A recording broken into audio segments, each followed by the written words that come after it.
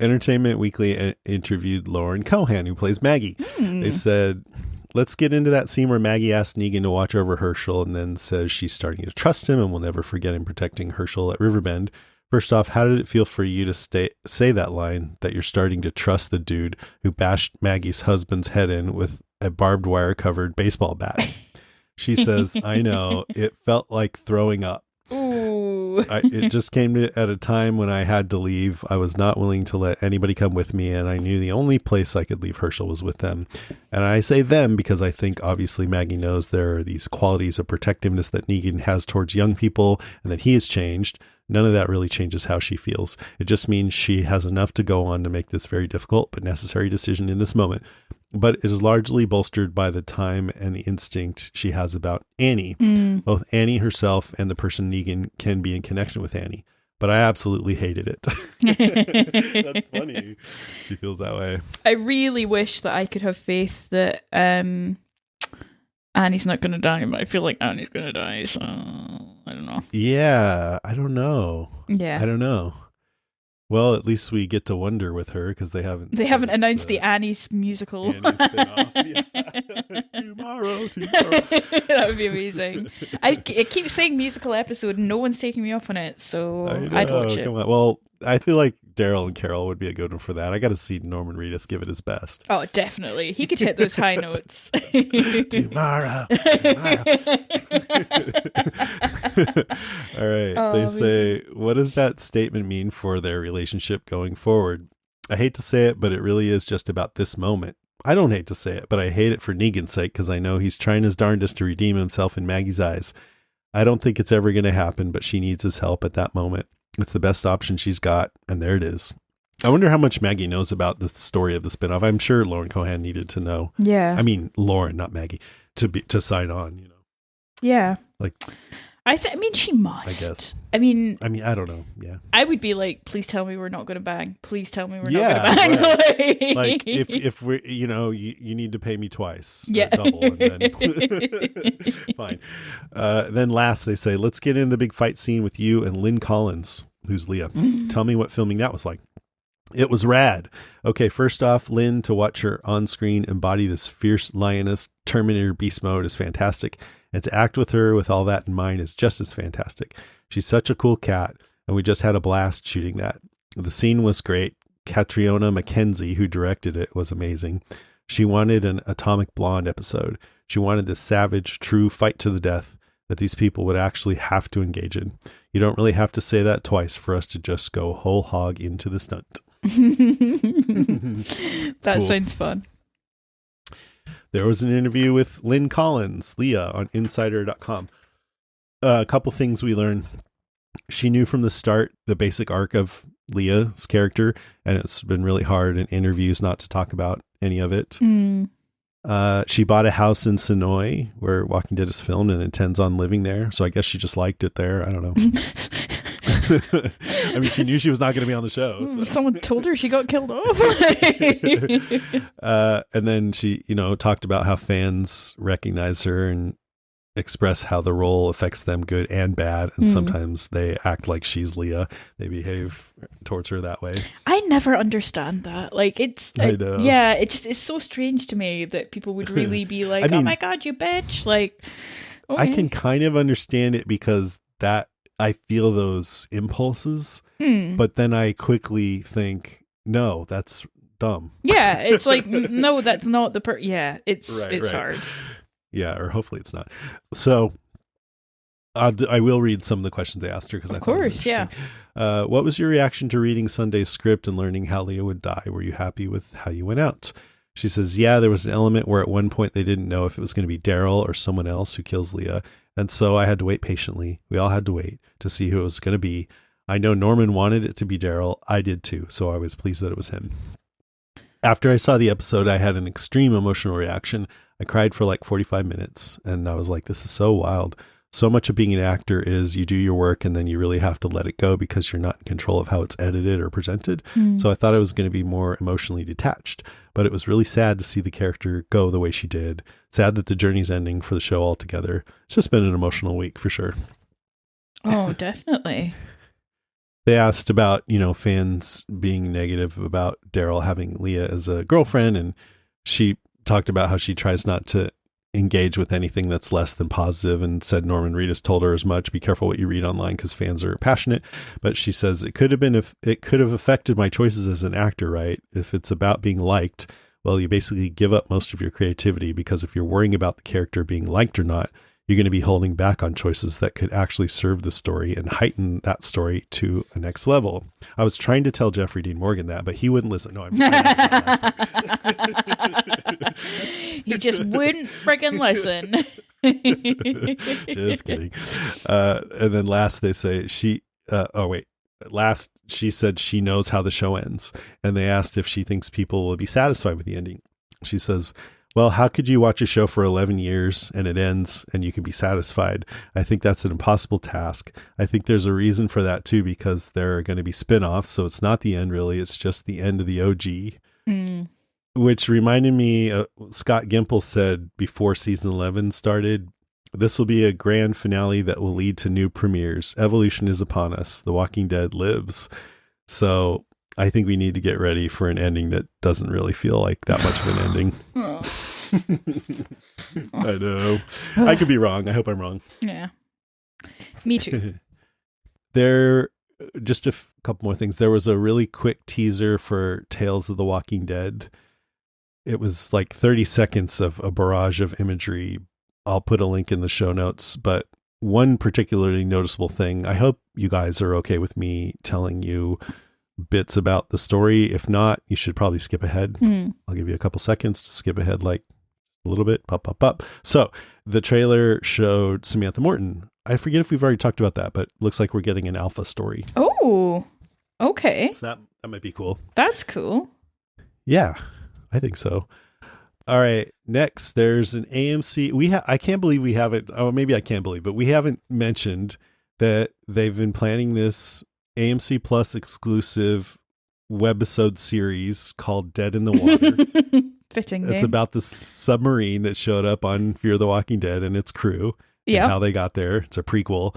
And it's weird because it was billed as a 6-part webisode, but they released them all at once. So basically it's a 40-minute Walking Dead universe episode. Yeah. I watched it. It's interesting because it happens like they're underwater. I'm not going to spoil too much, but it's at the beginning of the zombie apocalypse, right? So no one knows what's happening. So it's one of those where like somebody's like, and they're like, what's wrong, buddy? Come here. I thought it was great. It was thrilling. It had lots of zombie stuff. I mean, it was not complicated. It was just zombies on a submarine, done pretty well. So I thought it was good. It's Nick Stahl, right? Yeah. Yeah. Okay. I need to watch it. I hadn't realized it had been released. I think you might dig it. Yeah, I'll give it a go. It's not like high art or anything, but no, I liked him. I was sad he got killed off as quickly as he did in Fear. So yeah, I'd give it a go. Yeah, and he's the hero, so I think you might dig it. Awesome. Because this just came out, one of the listeners who's a Zed head, Patreon person, Nathan Eshelman, he listed all the Walking Dead webisodes that have come out. I thought it was cool. So here it is. Torn Apart, the story of Bicycle Girl from season 1. Cold Storage, a group of survivors at a storage facility. One of the storage lockers belongs to Rick. The Oath, 2 survivors try to find aid, ends with one of them spray painting the famous "Don't Open Dead Inside" in the hospital. Don't dead open inside. Yeah. Flight 462, about an outbreak on a plane that aired during Fear. One of the survivors ended up in season 2. Yeah. I mean, it was fine. I'm being mean. I mean, it was a bit dumb. No, I thought it was. I agree with you. Most of these I didn't like. I didn't, because I thought the acting, anyway. Number 5, Passage, a survivor helps an injured woman travel to a safe sanctuary, aired during season 3 of Fear. I don't remember that one at all. And then Red Machete, that the was story good. of Rick's machete. Yes. I liked Red how Machete. It got passed around and had Joe the Claimer in it. Me too. Oh, wait. Was there a couple more? The Althea tapes. Everyone's favorite camera woman doing interviews during the commercials of Fear. And then Dead in the Water. I mean, I think Dead in the Water is probably the best one, or maybe the machete thing. It's the most fittingly named. Yeah. I like it. I mean, some people thought it was cheesy, but okay, 2 more things. Okay, since we're on Fear, Fear the Walking Dead season 7 episode 9 is available now on AMC Plus, and it will air on AMC next Sunday. I think that's right. They posted a picture of Kim Dickens as Madison. I think she's in the same leather coat as she was last saw her in the stadium. I don't know when she'll be back. We know that she'll make at least an appearance this season, and then will apparently be a series regular in season 8. And I can't wait to watch her. I will be watching, and I want to see when she finds out that Nick is dead. Yes. If she will then make friends with Charlie. Or what? She'll be like a new daughter to her. Oh, man. And then last, I watched the Walking Dead season 11C teaser. And I don't think this is too spoilery. They made a point to show Daryl kind of turning Rick's gun in his hand, the python that he used to carry around. Judith has had that gun. So Rick did not have it with him when he flew off in the helicopter. But I still wonder if they're showing that as a clue that he's coming back, or at least, there's going to be something about Rick. Oh, it's got to be. They know how desperate we all are. They know. Like, it has to be something like that. If it's not, fuck everyone. Like, yeah, it has to be. Right. It has to be. I will take no other responses at this time. Maybe in the last scene, Daryl shoots himself with Rick's gun. Yeah. That is so bad. Oh, time's up, buddy. And then he just shoots him in the face. Or Judith's gone mad, shot a lot of people, and Daryl's like, well, that escalated. I guess I'm your parent now. Like, yeah, it has to be. Everyone. I've not watched it yet, so I'm going to treat myself to that after. I wasn't able to get a copy that I could view in the UK. Quick. So yeah, exciting. Okay, let's move on to Listener Moans, Groans, and Grunts. Which we have a lot of. Yeah. Joe Lavigne, he says, I liked it a lot. The end of the Reapers, finally, the beginning of the end for Hornsby, and it looks like the beginning of the end for the Commonwealth, at least as it is now. Hope they can do it all justice in the last 8 episodes. Right. Mm-hmm. Bob Grippy says, what an underwhelming finale. No Mercer, Leah finally dies and Hornsby takes over. Ho freaking ho. Ho freaking ho. Becky Sullivan Coblent said, I enjoyed Maggie's realization of trust for Negan. She has to. And for this moment in time, he has earned it. Yep. Yeah. Ryan Holovich says, good episode, good season. Just worry about a satisfying ending to the series in these last 8 episodes, but hopefully they pull it off. Oh, why do you always give me these ones? Typhane Thibault? How would you say that? I would say Typhane Thibault. Typhane Thibault. Okay. I would probably be wrong. Typhane Thibault says, where is Yumiko in the whole rebellion plot? Good question, says Lucy. Thought she was taking over Michonne's story arc in the comics, but hardly seen her in this part of the season. Yeah. Great question.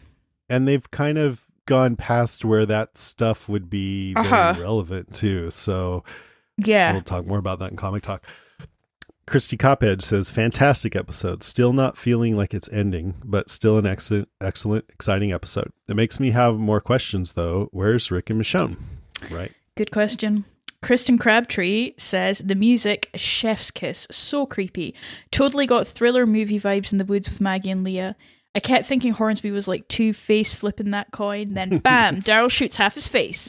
I love this kind of cliffhanger. No stress about who dies, but excited to see what's next.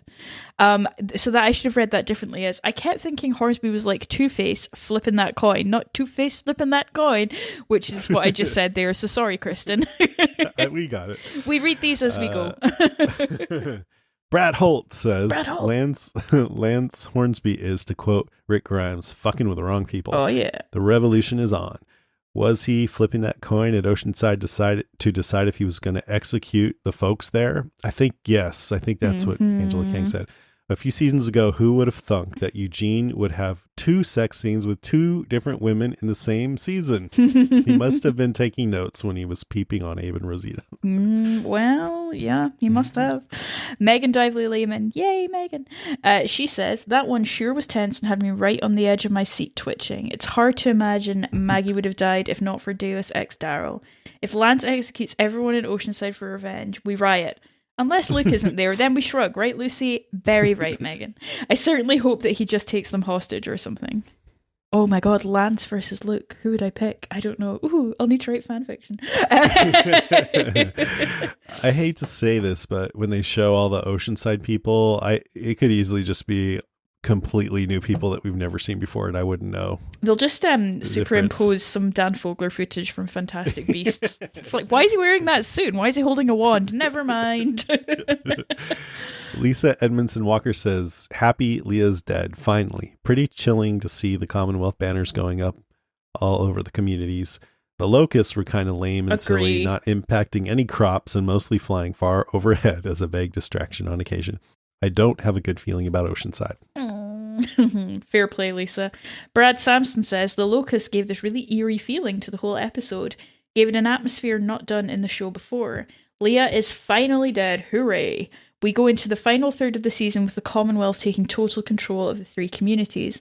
It's going to be a long wait until the final episodes, but then again, I don't want it to end. Mm-hmm. David SK says, hooray, Leah's dead.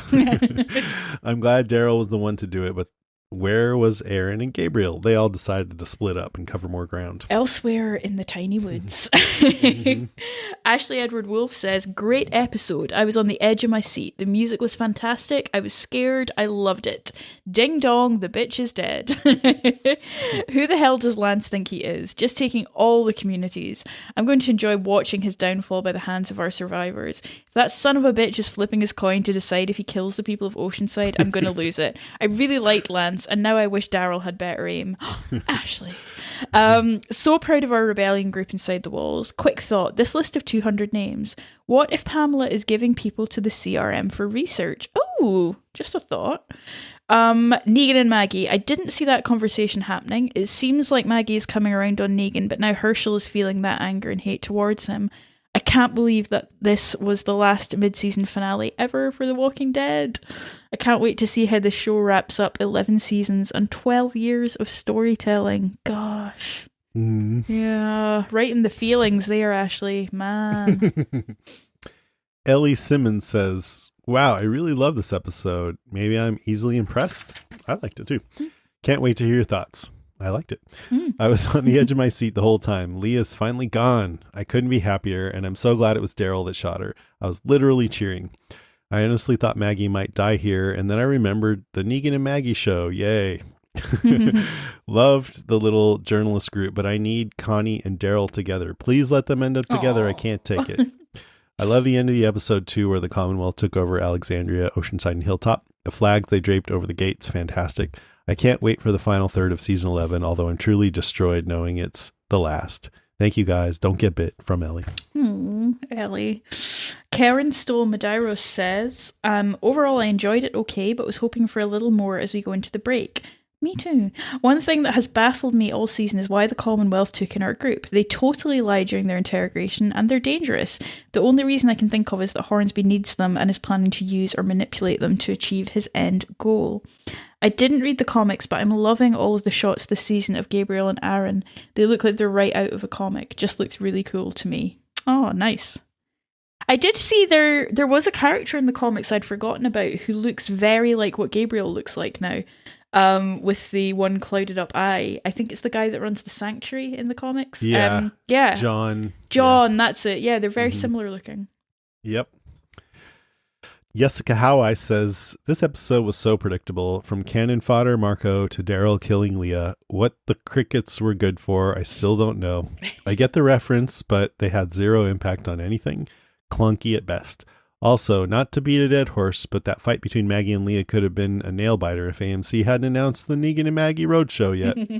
Overall, I'm bummed about how this season is going. I hope the third trimester picks up with a few surprises. Also, where are Luke and Yumiko? Very meh. I wake up every morning and ask where are Luke and Yumiko.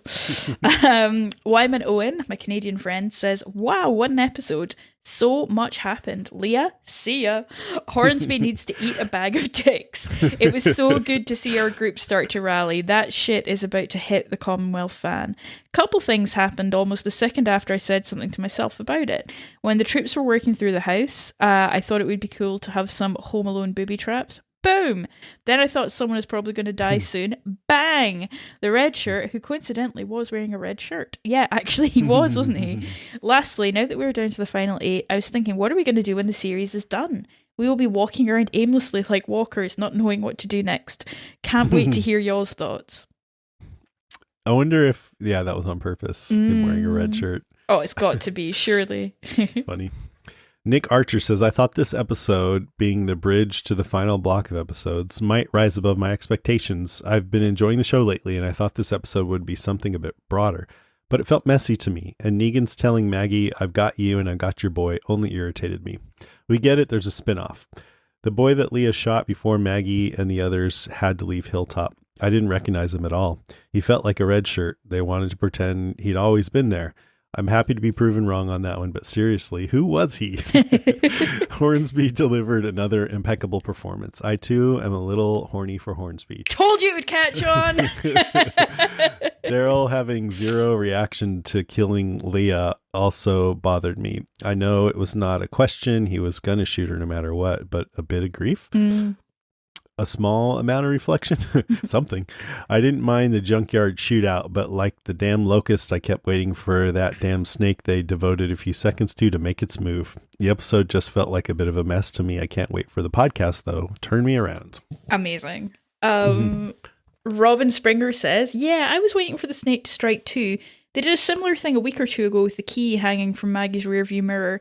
Several seconds on it, then nothing. The guy who was shot was named Marco. He has been at Hilltop the whole time, only in previous seasons he had long hair. He was on the wall with Elijah and helped Lydia with the kid who died on the horse a couple of weeks ago. Yes. Yeah, that's right. Alicia Stout says, House Hornsby is pissed and has finally taken over. Anyone else get the Game of Thrones vibes with the banners hanging over the walls at Hilltop in Alexandria? Hey Lance, where did you get those spiffy banners made in the ZA? Hey, they can do anything at the Commonwealth. Yeah. So what was the point of the locusts or act of God that did nothing but buzz overhead? Perhaps they will make another appearance in the next episode. Hey, maybe they will eat everything and end the show. I would watch a webisode that was the print shop at the Commonwealth. It's like one day we're printing a rebellious magazine, the next day we're printing high quality banners. Like, yeah, I'd watch that. I mean, they're like, what is this for? Gosh, I don't know. Sounds bad. Lance is putting another order for 3 of them, so I guess we're just gonna have to do them. Okay, I'll do the newspaper. Samantha Brunin says, so much in this episode. It felt like last week Lance underestimated our group. In his mind, this episode, he's like, I've got this. And yet he still underestimated them. You can see it on his face when he realizes that they aren't dead. I'm glad the Leah storyline is wrapped up, but I think it was a good ending. Awesome fight between Maggie and Leah. We knew who would win, but it was still intense. I'm glad Daryl didn't hesitate. He had a thing with Leah, but Maggie is family. All in all, a great episode. Can't believe it's nearly over. Oh, and are they going to execute Oceanside? I really hope not. I know. I'm guessing. I don't know. If I had to guess, I would say the coin landed on Let Them Live. Right? You're not going to open with like them being mowed down. Oh my God, that would be so bleak. The first shot is like Luke being brutally murdered. I'd be like, jeez. You wanted Luke? Here's Luke. I'm like, this is a personal attack, Angela Kang. Emily Rouse says, solid episode. It makes me wonder how much Pamela actually knows about Hornsby. Me too. Does he always have this much control over the military, or is he going off the deep end with his Maggie obsession? So very happy Leah is dead, with no hesitation this time from Daryl. Leah's actions are exactly the reason Maggie was justified when taking out the Reapers. They weren't just going to go away. Yes, I agree. I don't remember hearing criticism over Aaron shooting Toby. Who's Toby? Who Toby? I can't remember. Oh, it's the Carlson guy. That dude. Yeah, shit Rhys Darby. Yeah. Bob Oak says, I've enjoyed the second part of the final season, but I can't help but wonder what could have been. We're getting a multifaceted story of our heroes rooting out the evil in the Commonwealth, finding and winning over valuable allies, and uniting together for the good of the people. Because the Commonwealth is very different, the story has been different as well. But I can't help but wonder if there couldn't be more here. What if we had a few very different groups with very different ideas, both in the Commonwealth and outside it, and our people being different find themselves befriended by different factions? And with major conflict coming, our people are split up on different sides and looking to face off against each other. And instead of knowing some factions are evil, what if each side was subtle though different, and we didn't really know who was good and who was bad? That would have made for a very tense but very engaging story. Instead we get, our guys are good and the new group is led by bad people. Again, it's been different, but I think it was an opportunity missed. That said, with the final 8 episodes upon us, I hope that the writers pull out all the stops and only the stars of the spin-off series are safe, and everyone else, and I mean everyone else, is possibly on the chopping block. There is no reason to save anyone else. There should be a major culling before the end of the series. It's been a while since we lost major characters, and this really is the time to do that. And with that, Bob flipped his coin and looked at everyone who lives in Alexandria. Yeah, I think what you're suggesting is kind of more how the comic went. Like there were some characters who were more enthralled by the Commonwealth and others who just fucking hated it from the start. Yeah. So that's a little bit like what you're saying. I mean, they kind of did that here too, but it was less pronounced because like Magna, she didn't seem to like it from the start, but she just seemed more annoyed than anything. Yeah, she just seems a bit kind of like, it's kind of put off. Whatever. Oh, this again. Oh, well. This sucks. But also they're more extreme in how overtly bad they are, but also there are historical precedents for this kind of behavior, so it's not like, I don't know, I still think it's interesting, but I get your point. That's what I'm trying to say. Absolutely. Okay, Karen Shee says the pacing for each episode in 11B has been awesome, but I'm not sure that this finale moved the overall story forward. I was expecting more to unravel at Commonwealth. Leah's ending was predictable, and Hornsby going full-on crazy seemed inevitable. I didn't think so, but also I don't agree it didn't move the story forward. I mean, they took over all the communities. That's a pretty big development. But she goes on. That said, I still enjoyed the episode and felt tense for Aaron, Gabe, Lydia, Elijah, and, well, R.I.P. Marco. Who's going to nudge Elijah towards Lydia now? He doesn't need help. He's got this. Yeah. Besides the last 3 minutes of the episode, the biggest surprise was what Maggie finally trusts and respects Negan. And I can buy Maggie's turn here, especially with those earlier scenes between her and Herschel. While Maggie is a hard-ass killer, she still gets frazzled under her son's glare. It makes sense that Herschel is her bridge to Negan, the engine for her actions. It's so we have choices. Maggie isn't exactly befriending Negan, but prioritizing and making a calculated step for her family's future. Though I wonder if she would have left Herschel with Negan if Annie wasn't there. Medina Senghor gives a calm and grounded energy, so I really hope she's not just a Deus Ex Annie for Negan's redemption. Now I can kind of accept Isle of the Dead, though that's the spinoff's name, though it was stupid to announce the spinoff before the series finale. At no point did I fear for Daryl or Maggie in this episode. The unfurling of those Commonwealth banners at Alexandria and Hilltop was so chilling. The iconography was powerful, undoubtedly signaling World War II, plus what's going on in the world right now with the territorial occupation. It can't be a coincidence that Bear McCreary used a siren-like instrument to score that scene. It's bold to focus on the words "the United States of America" on Hornsby's coin. Josh Hamilton remains phenomenal, but I'm not sure that I like Hornsby as an unequivocal villain, Harvey Dent style. He even sounded like Aaron Eckhart when he snarled, "Now we take it all."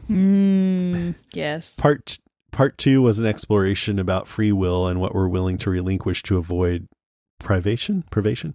So it was fitting to juxtapose that with Lance's flip of a coin, or with those who might use God as a scapegoat for their actions, claiming it's not my fault but his will, an act of God. In episode 12, Pamela calls this the natural order, but now she's clearly reinforcing systemic problems to keep herself at the top, minimizing economic mobility versus Lance's physical brute force. One is only shades worse than the other. Man, Karen. Yeah, that's good points. Finally, Alma Contreras says, was I the only one cheering when Leah finally got taken out? Nope, cheers around the world. I love that it was Daryl that pulled the trigger with no hesitation. Woohoo! Celebration emoji, ding dong, the witch is dead. I think we've got our cut music for this episode. I like the locust in this episode. It seemed to put me more on edge. How about y'all? R.I.P. Marco. Yes, you were a background character, but you were there for a while. So, with Hornsby taking all 3 communities over, where will our people go? I guess this is probably part of Hornsby's plan all along. I was left really worried for Oceanside. I feel like the soldiers were lining them up to shoot them. Eek! I guess we gotta wait and see in part 3 of season 11. I also was left worried for Max because Pamela is obviously not completely ignorant to Hornsby's shenanigans. Can't wait to hear y'all's thoughts. I hope we delivered, Alma. There's a few emails, one from Jess about last week's episode. She says, "Hey, Jason and Lucy, it's Jess from Georgia, so please let me be first to say, Herschel is my boy. Woo! I screamed justice. LOL, I love the fact that Herschel is fearless like his daddy and wise like his mom. I'm secretly hopeful that the spinoff will be Negan or Negan's son running from Herschel. But that episode was good. Thank you for all you do. I'm starting Yellow Jackets Friday." Nice. Yeah, that's right. Maybe we'll see Negan's kid face off against Herschel or something. The next generation. Caitlin Brashear. This is just a comment about how Lance immediately wanted to go to Hilltop after what went down at the apartment complex. I was also like, why would he want to go there other than to start trouble? He is mad at Maggie already, so I thought he was just using that as a reason to go search her properly. But then he said he found Herschel's hat at the apartments and put it back on his head. He recognized the hat from his several meetings with Maggie. After finding the hat at the apartments, he knew Maggie must have been there, and that's how Gabe and Aaron survived. Not that it totally makes sense, haha, but that's how the writers made it make sense to them. Just wanted to help. Love the podcast. Thanks for all you do. Thanks, Caitlin. Yeah. The only problem I have with that is it sort of makes it so that Herschel kind of fucked up. Yeah, because he left his damn hat on his trail. Yeah, like, why don't you keep your hat? Jeez. You're like one beloved My possession. kids leave stuff everywhere. Is one beloved possession of your father. This is your defining characteristic, for Christ's sakes. Okay, Matthew Rimmer says, "Hi, Jason and Lucy. I was listening to your episode of the Walking Dead cast covering the Rotten Core as I was recuperating from COVID. Oh no, Matthew! I just wanted to say thanks to Lucy for talking candidly about her own COVID experience. COVID hit me quite hard, not in a needing hospital sense or anything that severe, but it was much more than I anticipated from the mild illness descriptor that is put out there for if you get it post-vaccines and boosters. Having dodged it for 2 years, I didn't anticipate it being so rough if and when it did get to me. Whilst I'm sorry Lucy also had a tough time with it too, it was reassuring to hear that I was not alone in suffering. Oh, Matthew. Glad to hear Lucy's better, and I'm back to work tomorrow too, but thank you for being truthful about the nature of this virus. People need to remain alert to it. Don't get bit, do get jabbed." Oh, Matthew, buddy, I'm sorry you're feeling rough. I totally sympathize. And yeah, my pleasure to talk about it. We need to be more open about it. It's rife at the moment. And it's no fun. No fun at all. Yep. Okay, we got so many calls. Here's Rebecca from Houston. Hey, Walking Dead cast. This is Rebecca from Houston. Just wanted to share my thoughts on the Acts of God episode. I was so touched when Maggie and Negan were talking about, their plan or whatever. And Negan's like, Herschel doesn't trust me. And then when Maggie just takes a breath and she's like, I'm starting to. And then you can just kind of see the relief in Negan's face. And then when he says, I got you and I got your boy. I started crying. I don't know. It was just so profound. I don't think that means Maggie forgives him at all, but she's at least trusting him enough to take care of Herschel while she deals with Lance. I think that was the only choice she really had, and I'm glad that she at least trusted Annie enough also to take care of Herschel while she dealt with Lance and with Leah. I did watch The Talking Dead, and Lauren Cohan did mention that in the spinoff, The Isle of the Dead, that she and Negan are not friends. So she made that very clear that they're not going to be like friends, but they're going to be put in the situation for a certain mission, she said. So that's interesting. Overall, the Acts of God episode was really good. I'm so sad that this is our last mid-season finale. I'm just so sad it's ending, period. It looks like the rebellion is full on for our people to rebel against the Commonwealth, now that they've taken all of our people's establishments. I think Aaron Daryl and Gabriel realize that in order to get out of this situation, either they're going to end up dying or Hornsby needs to end up dying. Yeah, can't wait to hear your thoughts. Talk to you later. Bye. Great call. Maybe it's better to be nomadic during the ZA. Figure out the nomadic lifestyle. Then as soon as you run into an asshole that you can't deal with, just move on to the next place. Yeah. Might be. Yeah. I don't know. Okay, let's move on to Ryan, who I think is a first-time caller. Hey guys, it's Ryan from Salford, first time Salford. caller. So, hi. Hope you guys are okay. Just calling because in this episode, Maggie says she trusts Negan now more than she did, and she'll never forget what he did, sorry. So, if the worst does happen, and Negan and Maggie love affair kicks off, does that go full circle with Negan stealing people's wives and doing anything for people's wives? Ooh. Just something to think about. Thank you for that. Thanks for that image. Negan the wife stealer. Cheers, guys. I'm pretty sure they're not going to go in that direction. I hope not. Yeah. But I love that we've got more people phoning from the north in the UK. Yeah. And north of England. That's awesome. It's Salford, and I Leeds. mean, I think that's the natural thing to wonder whether they would and hope. I feel like most people would hope they won't. Maybe there's some sickos out there that want them to hook up. But, I bet there'll be fanfic. Yeah, there will 100% be is. fanfic. Yeah. All right, let's move on to Robin from Georgia. Robin. Well, good morning, Jason and Lucy. A lot happened. Maybe too much, but a lot happened in this episode. Just a few things. The fight really is really huge for me. That fight between Maggie and Leah was so incredibly brutal, and the stalking through the woods. Announcement of spinoffs aside, I was really, really on the edge of my seat. And in fact, I kept going, come on, Maggie, come on, Maggie, come on, Maggie. And between that and the sound of the fight and the music made my cat come over and get up on my lap and nuzzle my face. But I'm just really glad that Leah and her duck lips are gone. Yeah. It's pretty terrible. I kept waiting for Father Gabriel to die because he said we just need to get through this and go home, but no luck. So, well, I shouldn't say no luck. He's still with us, which is a really good thing. And I feel like our little band of insurrectionists kind of went from zero to overthrow in about 60 seconds. They just, they're all in, all of them. And somehow Ezekiel has this huge network of people already. I don't know. He's been working behind the scenes, I guess.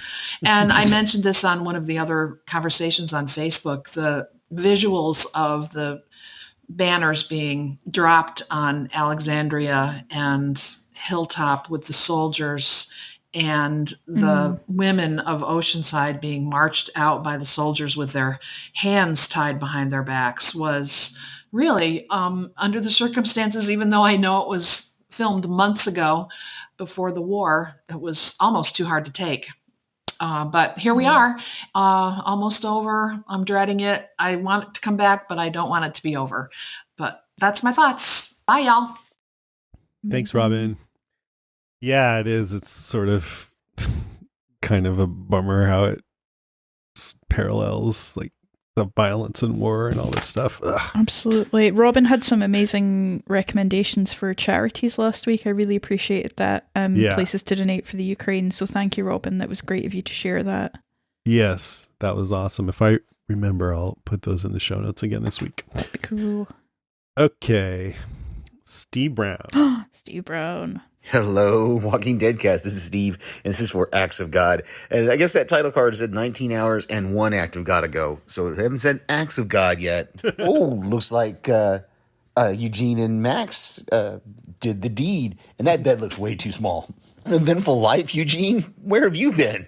I guess it's kind of cute, though. No. I guess Daryl's just abandoned his armor at this point, right? Well, the old shave and a haircut, 2-bit secret knot. That's quite a bold statement, Maggie. You're starting to trust Negan. Oh, okay, that was the moment they were waiting for to turn on the other guys. This music is great. Oh, it's Sebastian sneaking up on her. The tension in the music when Max is looking at these folders, and then, whoa, Sebastian. Dang, they blew, what was that mansion called? The Hilltop Mansion? They just blew it up. Barrington Was House. Leah in the house and she made it out alive? Oh, the no music of this Maggie in the woods is making it even more tense. Oh, Daryl just killed Leah. Oh, flag of the Commonwealth over the top of Alexandria sign. Ooh. And Hilltop. Who's left at the Hilltop? Oh, dang, and Oceanside. Oh, that music. They're taking them all. I know. Oh, all right. On to the end of the season. Can't wait to hear you guys talk about this one. That was a real roller coaster ride. I like how the music goes along with his mood. Oh, the they just music, killed it. man. Ta-da. Oh, that was so. Peter caught me singing that to the cat the other day. He's like, "What are you singing?" I'm like, "Creepy music."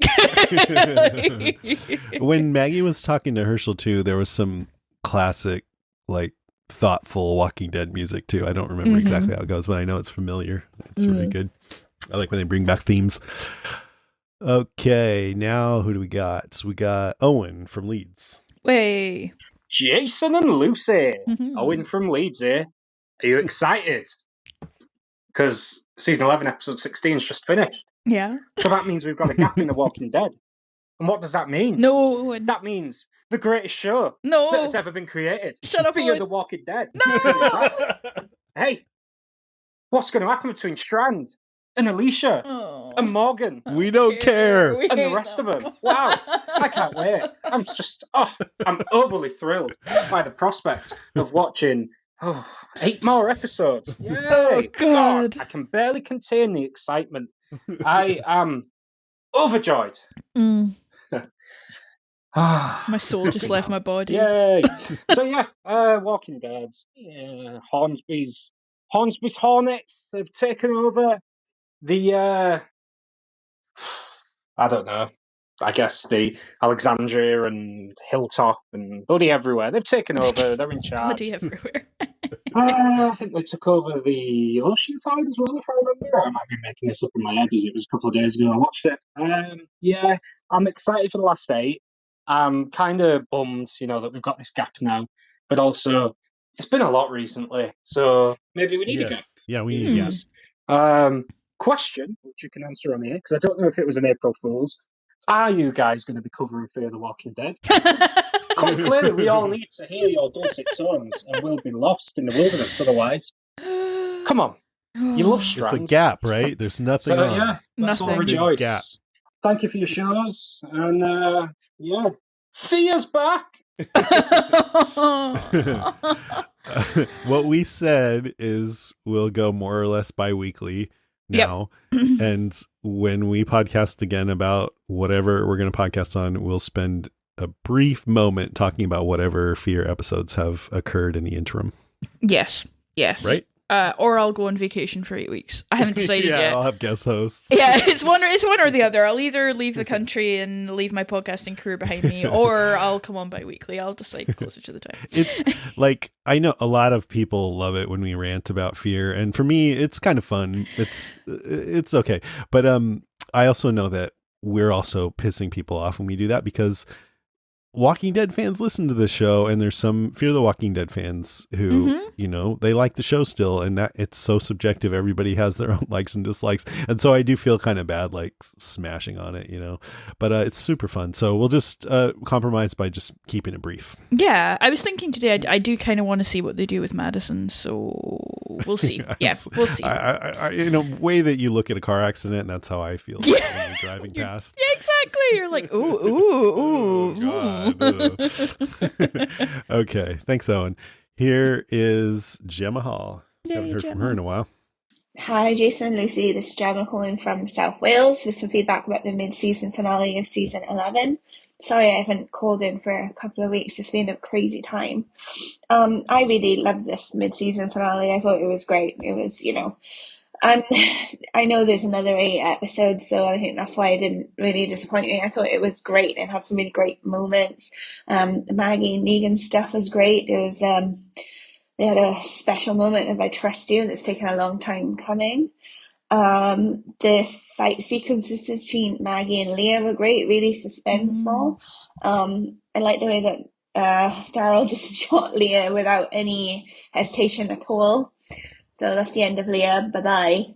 Goodbye. And then he shoots Hornsby's face through the window, which is cool. You just hear, so, but he's okay, unfortunately. I didn't even catch that, to be honest. And then the banners going up at, the Alexandria Hilltop and Oceanside is really chilling. It definitely reminds me, I'm a big Sound of the Music fan, the Sound of Music. And it was like the banners going up as when Captain Von Trapp came home and all the Nazi banners are up on his house. And the music in slow motion, it reminded me of the Game of Thrones episode when Arya has a little bit of a fight with the Night King. Very similar music and slow motion. I thought it was awesome with all the banners going up. And it looks like the Commonwealth has taken over. And where does that leave our people? I don't know. So I'm looking forward to the last 8 episodes, even though it's going to be incredibly painful. But thanks to the podcast, guys. Lucy, I hope you're feeling better, and I'll see you soon. Thanks. Bye. I love that, and I love the Sound of Music because young Christopher Plummer is quite the Lance Hornsby in terms of my emotions. That's amazing. Oh, Gemma, good to hear from you. I'm glad you're back with us. Yeah. Okay, here's Anwen. Anwen. That's how you do a mid-season finale, the last mid-season finale of The Walking Dead. Angela King, you've nailed it. I honestly thought that it was a really great mixture of payoff of some of the storylines and then set up for the next part. The final scenes where everyone's moving their chess pieces into place for the final 8, I think, was just fantastic. And of course, the very predictable but completely satisfying end to Leah. I knew Daryl would come in and save the day, and it had to be him to take her out. Thank God she's gone. She was dreadful. Well, it's going to be a little bit of a break till the next lot, but I'll be here listening as always. Yay. Thanks, guys. Bye. Oh, Anwen. She said the last mid-season finale. I hadn't thought about that. It's the last cliffhanger of The Walking Dead. Oh, yeah. Proper. Hopefully. Unless they do a really shit ending, but no, absolutely. Yeah, right. A cliffhanger that ends the series. Yeah, we're like, aww.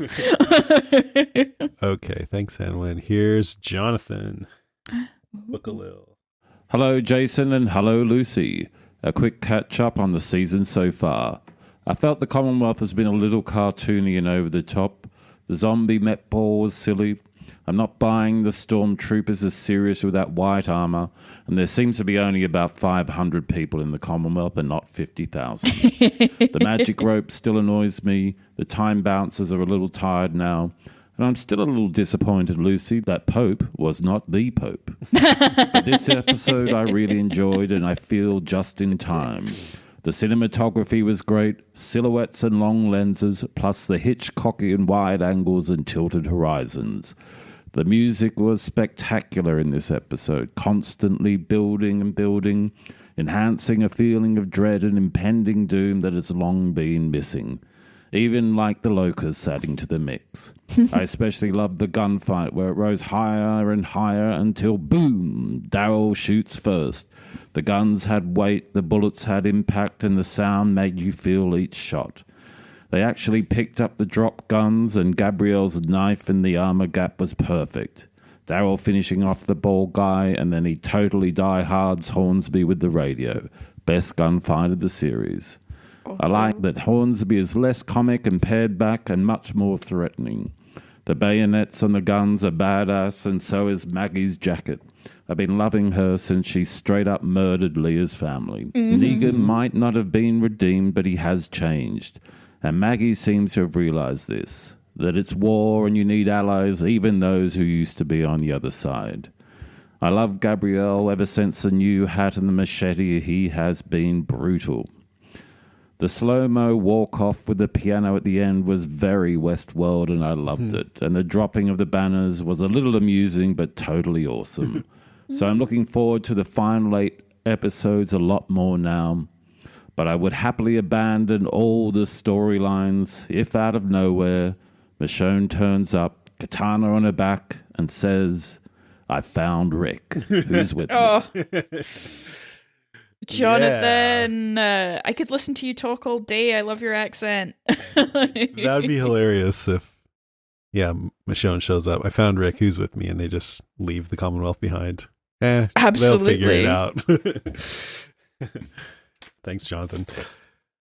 Okay, a lot of people from all around the world. It's so cool.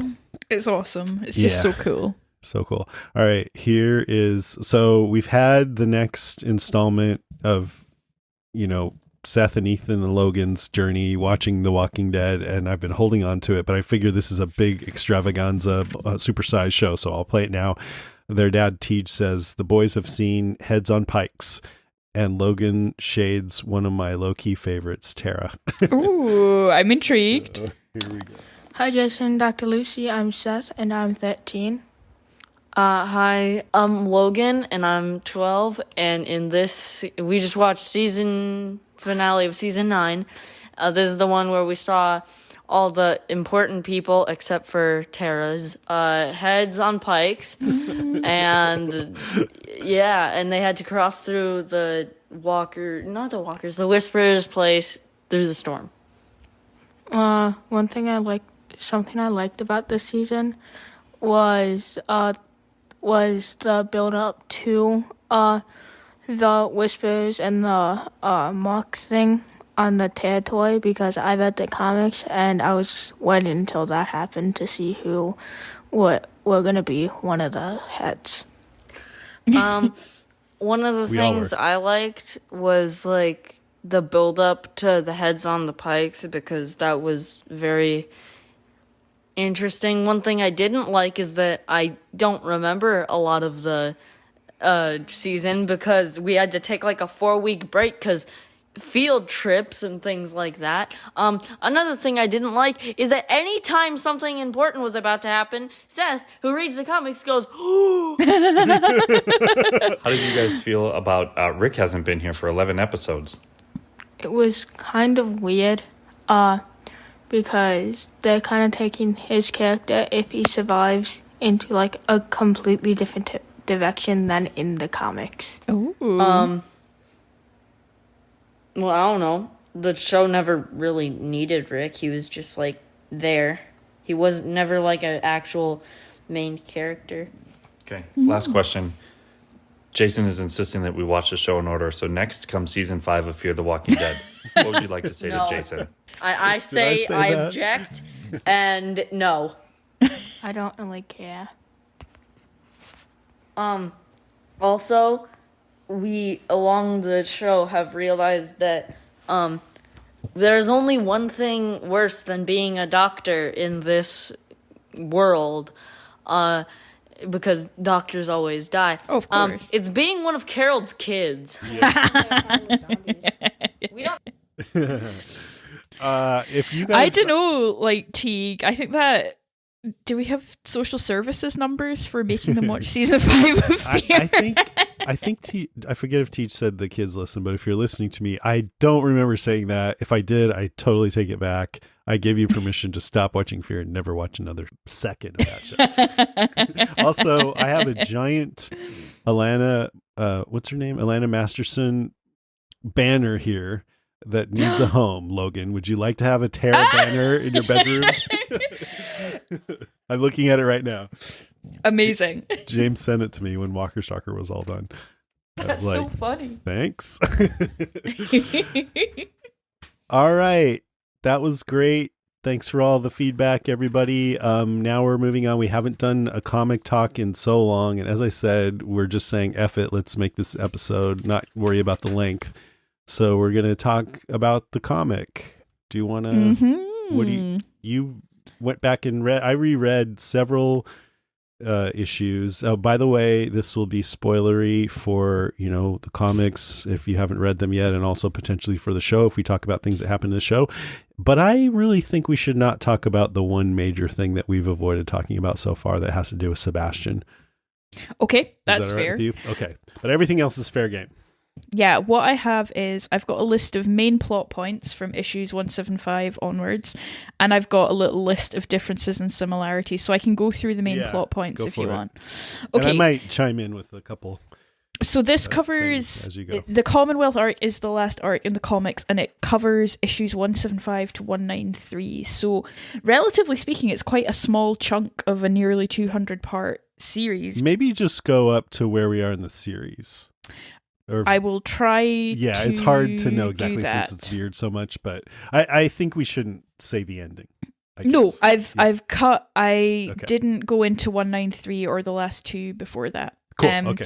So here's some main plot points and kind of tidbits about where the comics are. So Commonwealth has been discovered. The group that discovered the Commonwealth were Michonne, Eugene, Sadiq, Magna, Yumiko, and Princess. Michonne finds her daughter Elodie alive and working in the bakery. Very powerful. By the way, they did meet Princess on the way, just like in the show. And it's a very, very, the show rendered that really well. Very similar to what happens in the comics. In other communities, Carl is living at Hilltop. He's in a relationship with Lydia, and Sophia is still alive, and she and Carl are very good friends with a little bit of romantic, a little bit of teen tension. Maggie has just had her final confrontation with Negan, and is now in a new relationship with Dante.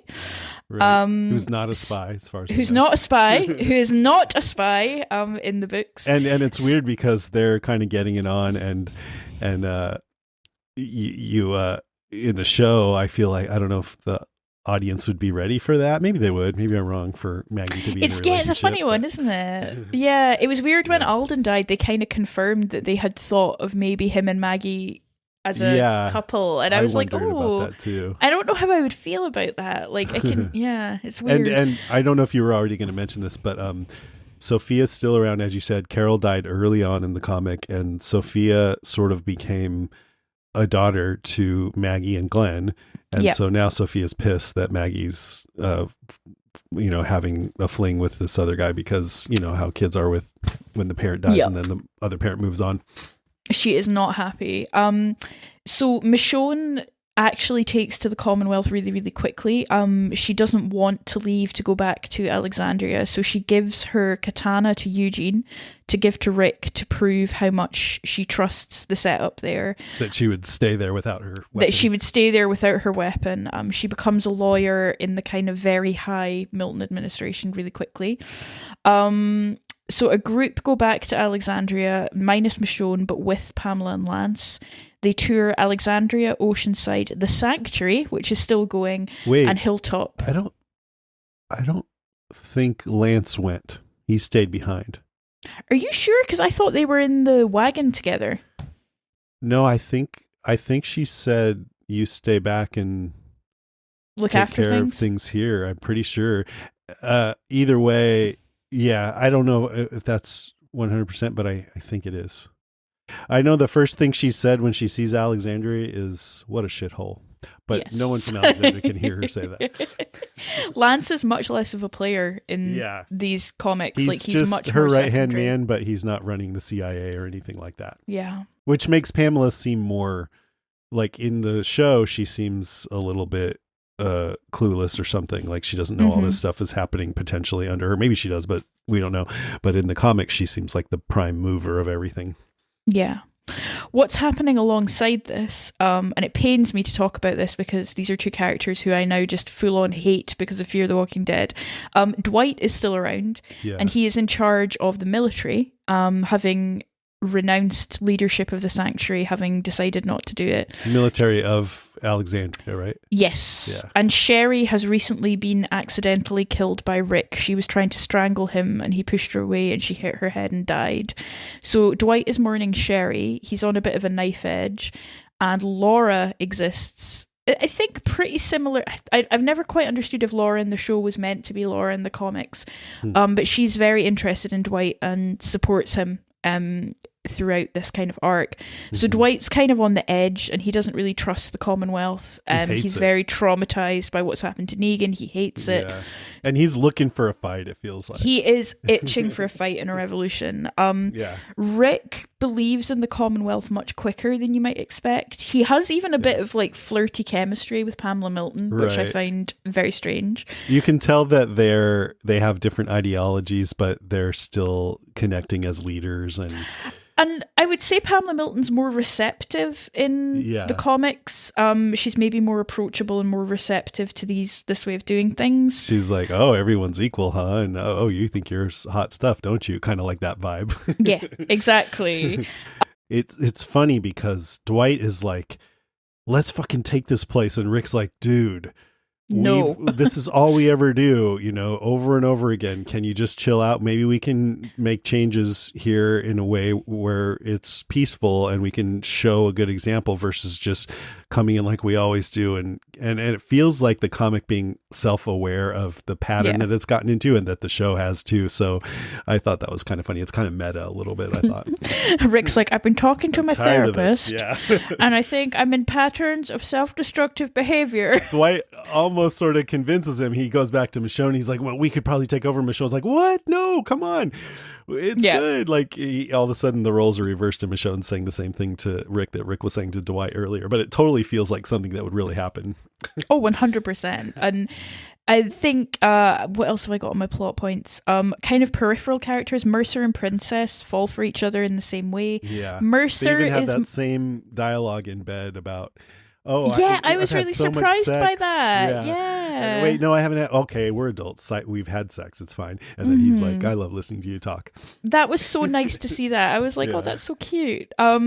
Mercer, I think, is slightly different in the comics in that he's much more ready for action against the Miltons. It doesn't take much for him.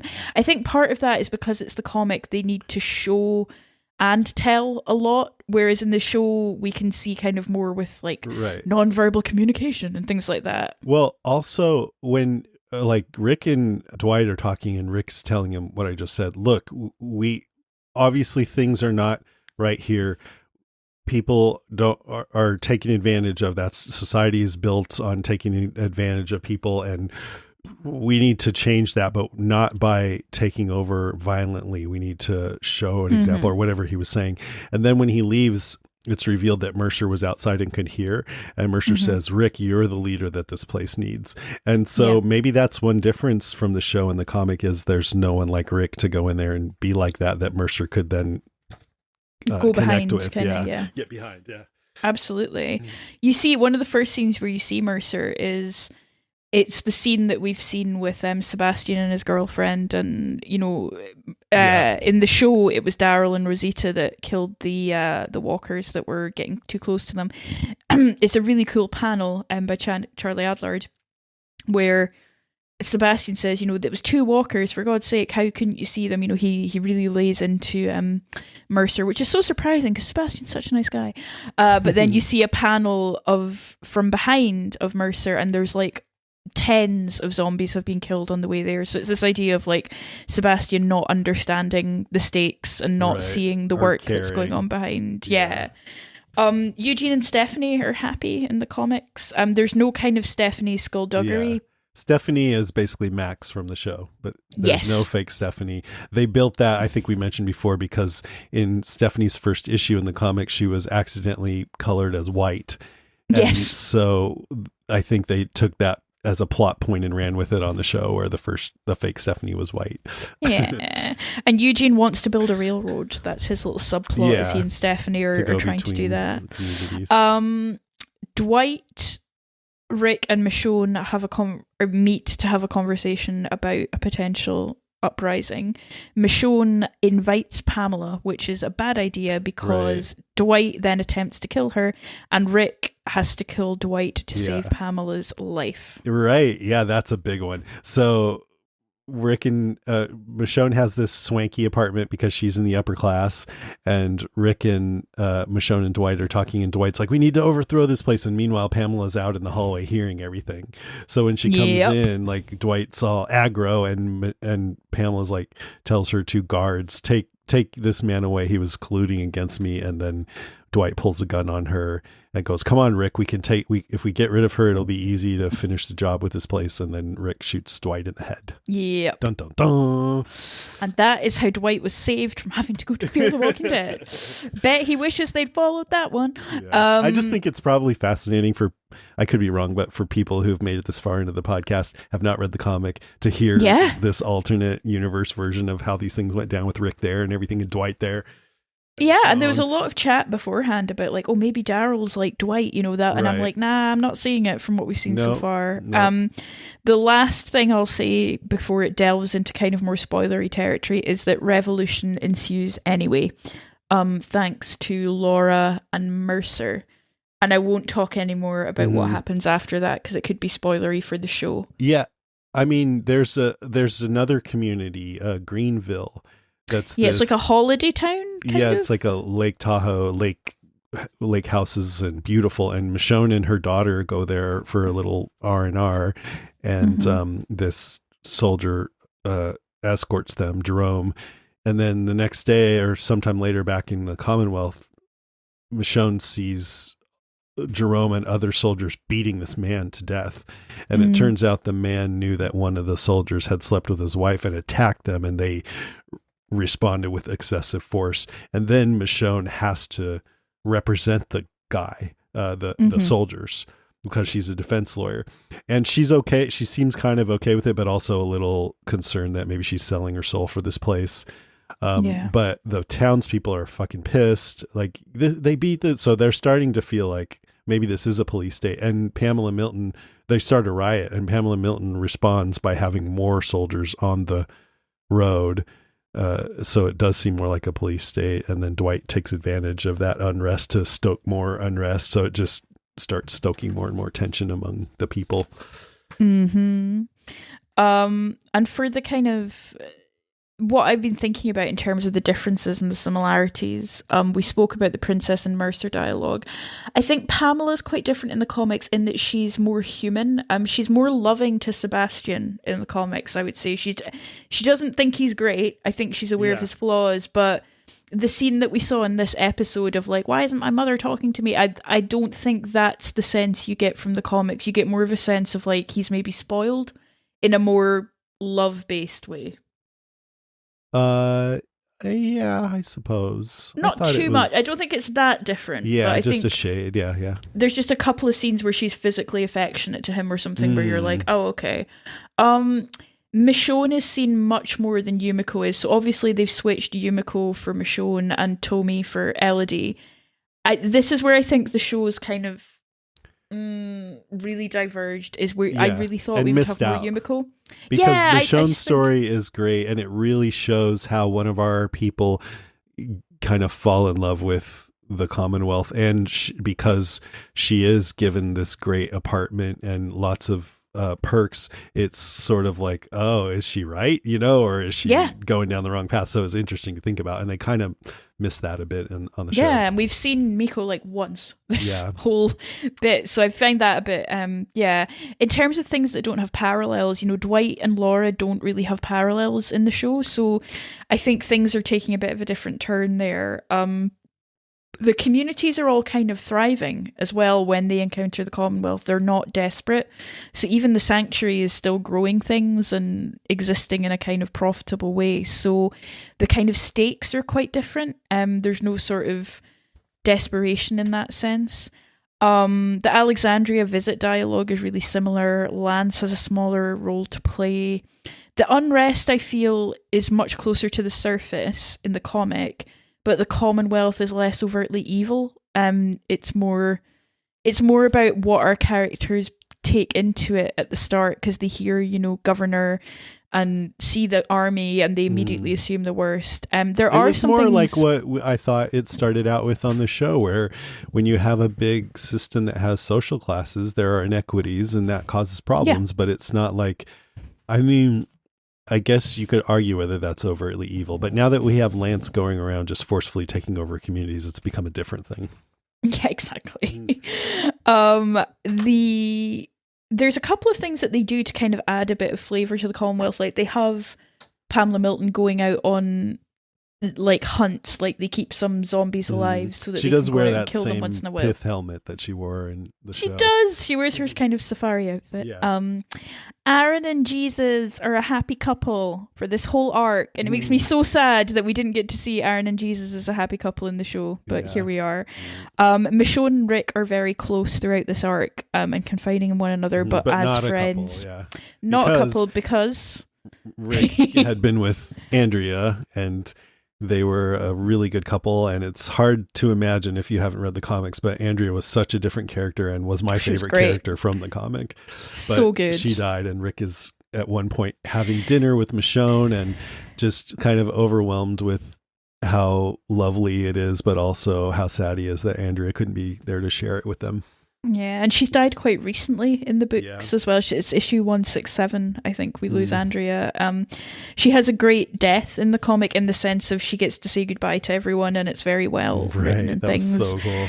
It was really cool. I think even Negan is like, "Oh, I always thought you were hot," something which from Negan is really touching. It's a great.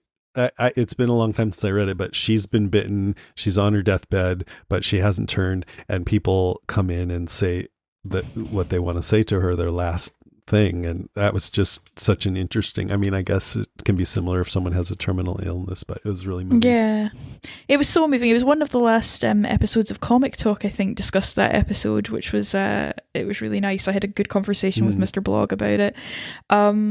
Yeah, so that's kind of all I've got. I think they've clearly taken a lot from it, and it's good. But the thing that I felt sad about rereading the comic was the kind of lack of the Michonne Miko storyline. I really thought they would make more of that. Which sucks. Magna in the comics is like running Alexandria while no one else is here. And she, it's funny because Rick is sitting there telling Dwight, no, we're chill out, man. We're not gonna. And then there's a conversation between Yumiko and Magna, and they're like, it's just a matter of time before Rick tries to take over that place. Yeah, like, we better get the army ready. Just as and when. I had a few notes. We've covered most of it, but there's this helper guy named Maxwell that hasn't been in the show. I think he's kind of redundant with Lance, so they just took him out of the show. And they took his name for Stephanie / Max. Oh, yeah, Max. Oh, yeah. Maybe, that's right. Yeah, you're right. I think that's why she's named Max. Because he's like Milton's other assistant. In the comic, people are upper class if they were upper class before in the zombie apocalypse, like in the show. But what's different in the comic is once a year, if you're in the Commonwealth, you can apply to get a better position, and you study for this evaluation. You study all year so you can try to move up. So there is more of an aspect of the possibility of advancement that motivates people, which I think makes a lot of sense. Yeah. Yeah, absolutely. You've got to have a chance to get out of it. But it's otherwise. A very small chance, I bet. Yeah. And there are a lot of conversations in the comic about class. It's very obvious that that's what they're getting at with some of the interactions and things. Right. And that's where I think the show did better. It really gave a feeling of it versus just kind of telling you. I mean, the comic did okay, but I thought the show was better. Yeah, I think so. I think that's an area where it's really... I thought it was funny because they go back to Alexandria to get Rick and bring him back to the Commonwealth and tell him about it and everything. And Princess is going back with them, but she's never met Rick because they met her on the way out to the Commonwealth. And when she meets him, she's treating him she's all giddy, like he's a celebrity. I've heard so much about you. Yeah. So you get to see her meet Rick. That was kind of cool. I love that. I'm so sad that, because Princess hasn't really met we haven't seen her really interact with people out with the group that she first met. So hopefully we'll get some of that because I think it would be really cool. Yeah. Have we seen her interact with anybody? It feels like we have, but I can't remember who, other than the group that she went out with. Anyway, a couple other notes. There's no Negan in any of this. He's been banished. Negan's storyline has ended after a showdown with Maggie. There's no Ian / Negan's group in the apartment complex. There's no Lance doing his clandestine CIA type stuff. There's